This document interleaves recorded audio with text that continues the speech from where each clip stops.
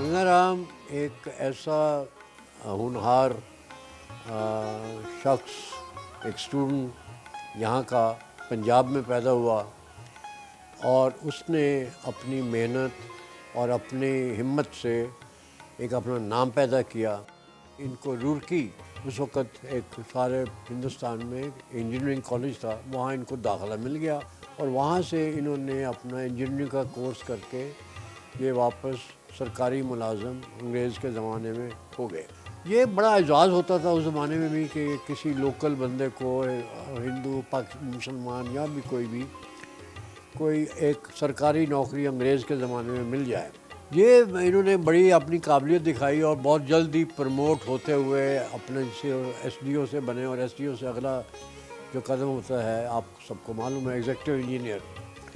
और ये अपने वक्त पे काफ़ी नौजवान यानी कम उम्र में एग्जीक्यूटिव इंजीनियर बन गए थे और वो एज ए एग्जीक्यूटिव इंजीनियर उनका जो सबसे बड़ा काम माना जाता कि ये लाहौर में इनकी पोस्टिंग होगी। उस वक़्त लाहौर में काफ़ी सारी नई बिल्डिंग बनाने का हुकूमत का प्रोग्राम बना। ये वो ज़माना है जब पंजाब में नहरी चली हुई थी और यहाँ काफ़ी हुकूमत के पास काफ़ी पैसा इकट्ठा हुआ था और वो उसको इन्वेस्ट कर रहे थे बिल्डिंगें बनाने में। तो ये सारा माल के साथ जितनी आपको बिल्डिंगें नज़र आती हैं ये उसी वक्त की बनी हुई है। जब अंग्रेज़ ज़ाहिर है हिंदुस्तान में एक दफ़ा मुकम्मल काबिज़ हो गए, कुछ जंगें ख़त्म हो गई, ख़ास तौर पे जो फेमस हमारी जंग आज़ादी थी वो भी ख़त्म हो गई और फिर इनको पता चल गया हमने रहना है, विक्टोरिया को एम्प्रेस बना दिया गया। तो उस वक़्त उनका ये ख्याल था कि अब हम यहाँ हैं तो हमारा आर्किटेक्चर किस किस्म का होना चाहिए। दो किस्म की राय थी। एक ने कहा कि जनाब हम यहाँ हाकिम हैं, यहाँ सिर्फ यूरोपियन आर्किटेक्चर बना दिया जाए, यूरोपियन तर्ज का आर्किटेक्चर। दूसरे उन्होंने अंग्रेज़ों की एक और जमात ने कहा नहीं यार ये तो कोई फ़ायदा नहीं, यहाँ का बड़ा अपना कल्चर मजबूत है, इनकी बड़ी ट्रेडिशन है। तो जैसे मुसलमान जो एम्पायर थी वो जहाँ भी जाते थे अपना आर्किटेक्चर नाफिज नहीं करते थे, लोकल आर्किटेक्चर को तरक्की दिलवाते थे। उन्होंने कहा जी हम जो यहाँ नेटिव आर्किटेक्चर है उसको तरक्की देते। वो बहस इतनी चली गई कि आखिर जाकर वाइसरॉय के पास पहुँची। वाइसरॉय ने ये जवाब दिया, ये बड़ा मज़ेदार जवाब है। उन्होंने कहा जी तमाम वो बिल्डिंग जिसको ज़्यादातर यूरोपियंस ने इस्तेमाल करना है वो यूरोपियन तर्ज में हो जाए। जो जहाँ लोकल आबादी ज़्यादा आएगी उसमें लोकल टच आना चाहिए। और वो आप देख लें कि इन्होंने लाहौर में हाई कोर्ट, जीपीओ, ये जो दो तीन इनको कोशिश की कि इसको इंडियन तर्ज में बनाया जाए, लेकिन ये दोनों बेसिकली अंग्रेज़ों ने डिज़ाइन किए।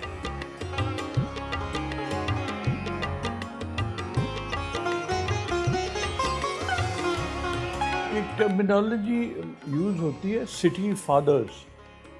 हमने जब स्टडी की ये आर्किटेक्चरल एनवायरनमेंट शहरी प्लानिंग के सिलसिले में, तो हमें कुछ जो ज़बरदस्त रोल मॉडल्स मिले दुनिया में। बेहतरीन जगह जो यूरोप के कुछ शहर थे उनमें हमने जानने की कोशिश की कि ये कौन से कमाल के टाउन प्लानर, आर्किटेक्ट और ये कौन लोग थे जिन्होंने ऐसे शहर बनाए जिनमें ऐसी जगह मौजूद हैं अभी भी जो मॉडर्न प्लानिंग में और नए शहरों में वो बात नहीं है।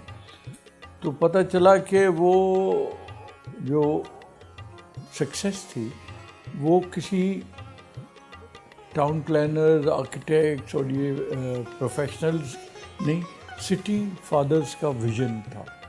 जो कोई बड़ा आदमी होता था उस शहर का, वो फैसले करता था कि यहाँ पे बाग होने चाहिए और यहाँ यूनिवर्सिटी होनी चाहिए। तो उन्होंने ऐसी जगह बनाई जहाँ लोग, कम्युनिटीज़ मिलती हैं और वो उस तरह की जगह अब हमें नहीं मिलती। तो सर गंगाराम इस किस्म के विज़न के आदमी थे और उनको उस वक्त उस कॉलोनियल पीरियड में कुछ ब्रिटिश जो अप्रिसिएशन मिली ब्रिटिश रूलिंग के हिसाब से, एंड ही वाज रिकग्नाइज्ड। आप समझे कि सर का खिताब उन्हें दिया गया उनकी खिदमात के, तो उन्हें अप्रिसिएशन मिली लगातार और तरक्की की उन्होंने। ख़ास बात उनके काम में जो है वो ये है کہ انگریزوں نے امپورٹڈ آرکیٹیکچر انجینئرنگ لے کے یہاں پہ آئے، اور ان کا خیال تھا کہ جو یہ دیسی لوگ ہیں یہ ذرا انڈر ڈیولپڈ ہیں، ویژنریز نہیں ہیں، ہائیلی کوالیفائڈ نہیں ہیں، تو ان لوگوں کو سونپے نہیں جا سکتی ذمہ داری، ہم خود اپنے انگریز انجینئرز اور ڈیسیجن میکرز ان کے ہوتے تھے۔ تو ایک آدمی تھا روڈیارڈ کپلنگ، جو سب جانتے ہیں، ان کے والد وہ پہلے پرنسپل تھے میو اسکول آف آرٹس کے، اور میو اسکول آف آرٹس 1875 کے گرد کہیں شروع ہوا، اور وہ ایک جینیس روڈیارڈ کپلنگ کے والد تھے اور کسی جینیس سے کم نہیں تھے۔ تو وہ انہوں نے، ان کا یہ ویژن تھا کہ یہ غلط کر رہے ہیں کولونیل ماسٹرز، جو انگریز حکومت ہے اس وقت، یہ غلط کر رہی ہے کہ امپورٹ کر کے ہر چیز لگا رہی ہے یہاں، اور لوکل ان پٹ کو اگنور کر رہی ہے۔ تو اس نے انہیں کہا کہ جی یہاں پہ جو لوگ ہیں ان میں بڑا وزڈم ہے، وہ اگر تلاش کیا جائے اور ان کے ساتھ کلیبریٹ کیا جائے تو ہمارا وزڈم اور ان کا مل کے کچھ ایسی چیز بنے گی جو یہاں سے بھی تعلق رکھے گی، اور ہمارے جو آئیڈیاز ہیں وہ بھی اس میں آ جائیں گی۔ تو انہوں نے ایک ٹیم بنائی جس میں ایک بڑے بریلینٹ آرکیٹیکٹ تھے بھائی رام سنگھ، اور انجینئر تھے ہمارے یہ سر گنگا رام، اور جو آئیڈیاز تھے ان کی کوآرڈینیٹ کرنے کے سارے وہ کپلنگ صاحب کے تھے۔ تو انہوں نے برٹش گورنمنٹ کو کنونس کیا، اور پھر آپ اس سے فرق دیکھیں کہ پہلے یہ مونٹگومری ہال ٹائپ بلڈنگ ہوتی تھی یا اسٹاف کالج کی برٹش انگلش اور یورپین، اس کو بدل کے انہوں نے ہائی کورٹ، اور اس کے بعد اب آپ ادھر کی بلڈنگز دیکھیں، H S N college, museum, national college of arts, Punjab university, یہ بریلینٹ بلڈنگز ہیں، اور یہ اس کمبینیشن سے ان کی جو ہے اختراع ہوئی ہے۔